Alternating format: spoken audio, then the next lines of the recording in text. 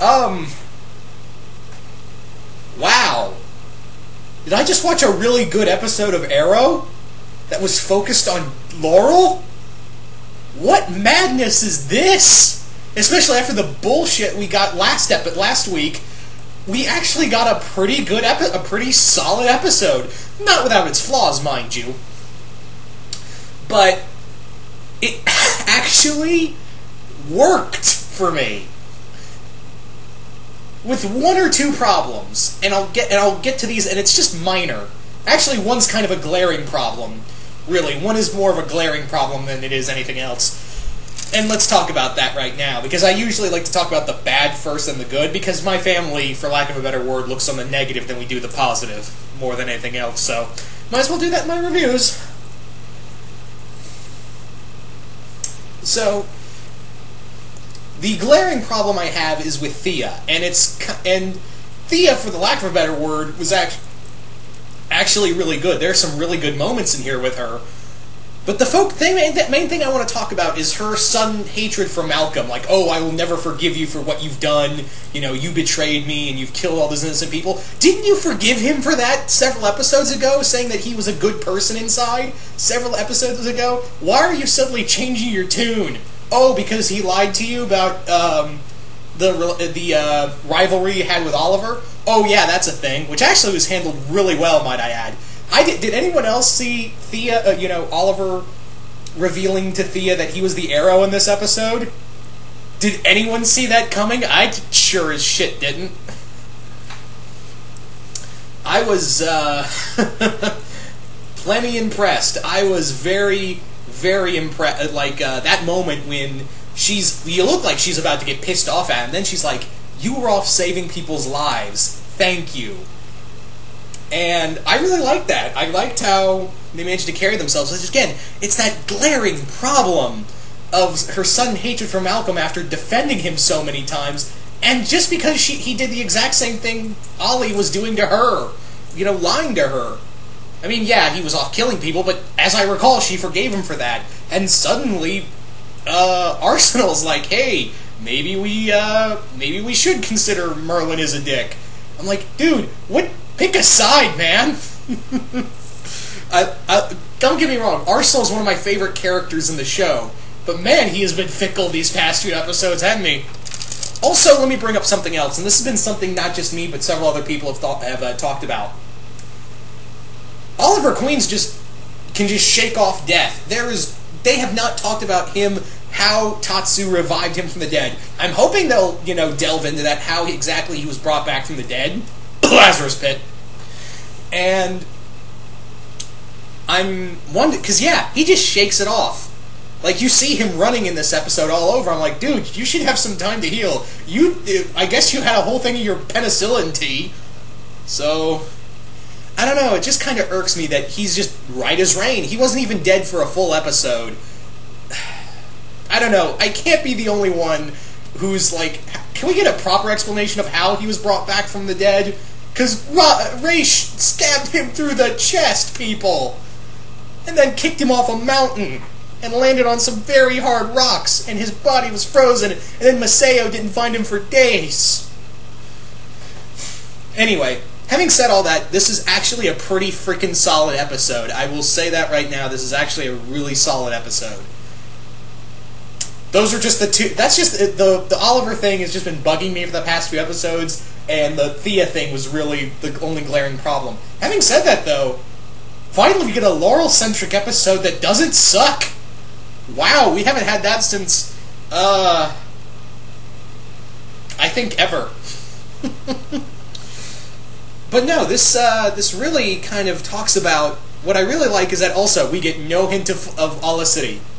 And it feels like, again, it feels like the classic team back together, but they're all kind of like, they're all kind of pissed off at one another. They're all kind of angry, but they're kind of letting the job go first. And I like that. It's not getting in the way of the mission at hand. So, good on them for that. Among other things, I really like how Laurel carries herself in this episode, where she finally realizes, yeah, I'm just more... I'm more addicted to being like my sister than actually, trying to avenge her. I'm not trying to be in her spotlight. That's my that's my glaring problem, and is that I'm trying to, pretend to be Sarah and not myself. And I was like, okay, I can roll with that.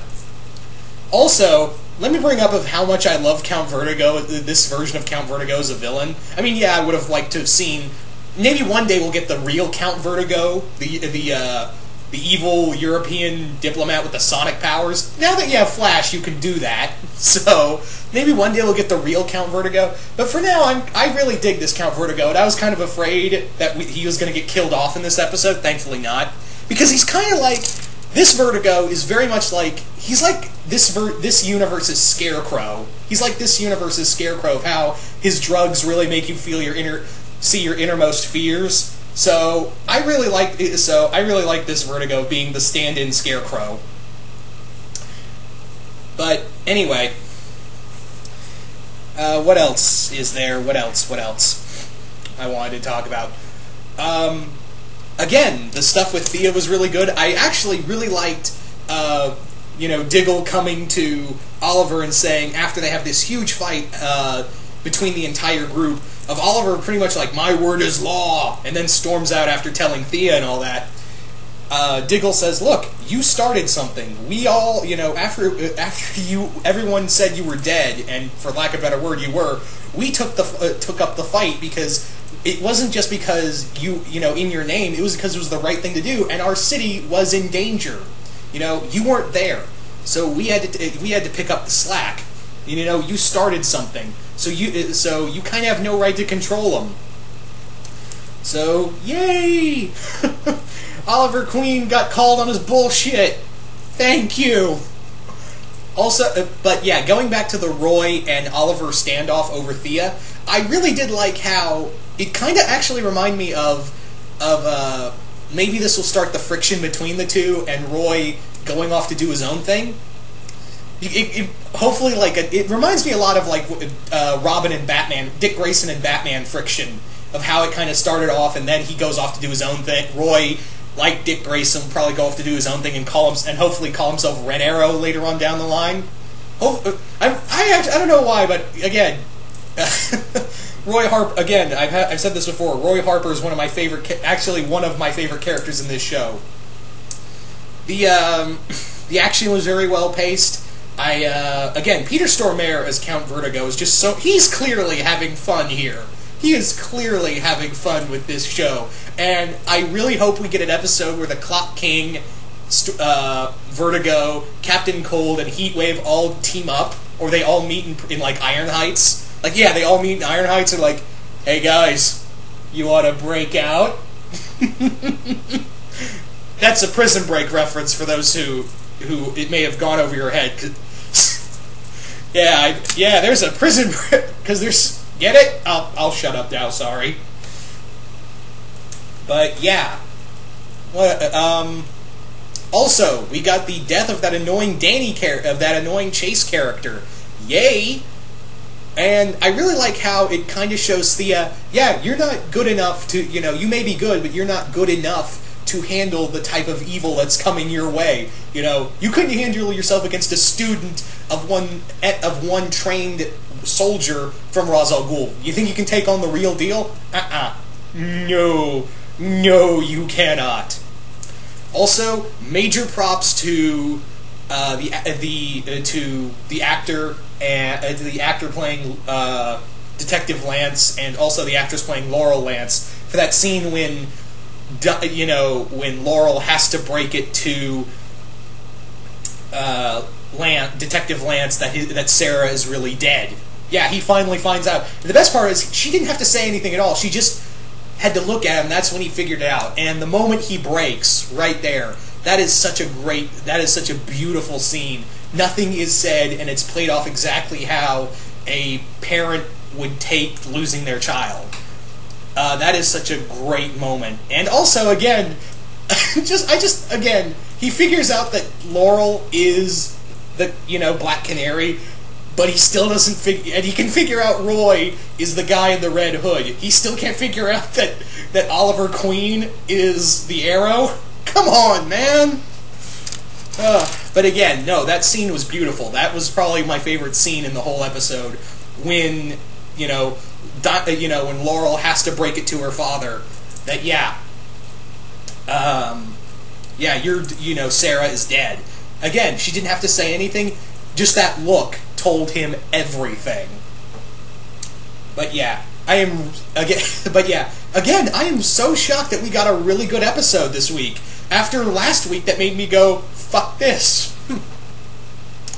So, really excited I'm even more excited because, Ollie and Thea are back on the island, and in the flashbacks, I'm curious how they're going to play that off of Oliver being back in Starling City.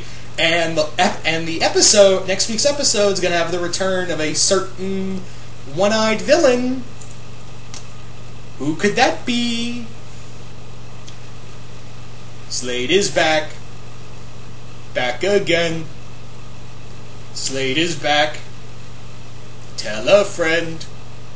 Slade is back. Slade is back. Slade is back. Slade is back. I'll stop now. So anyway, guys, you guys tell me, what did you all think of this episode? Did you guys like it? Did you guys hate it? Are you guys pumped to see? Are you guys pumped to see Slade? Slade back on the pretty much the return of Slade Wilson, and apparently we're also getting Tommy Oliver. Why did I say Tommy Oliver? I can't say Tommy's name without saying Oliver at the end of it for obvious reasons. For Tommy Merlin in the flashbacks, because I'm pretty sure he's going to show up back there. Anyway, once again, hope you all enjoyed this review, and I will see you guys later.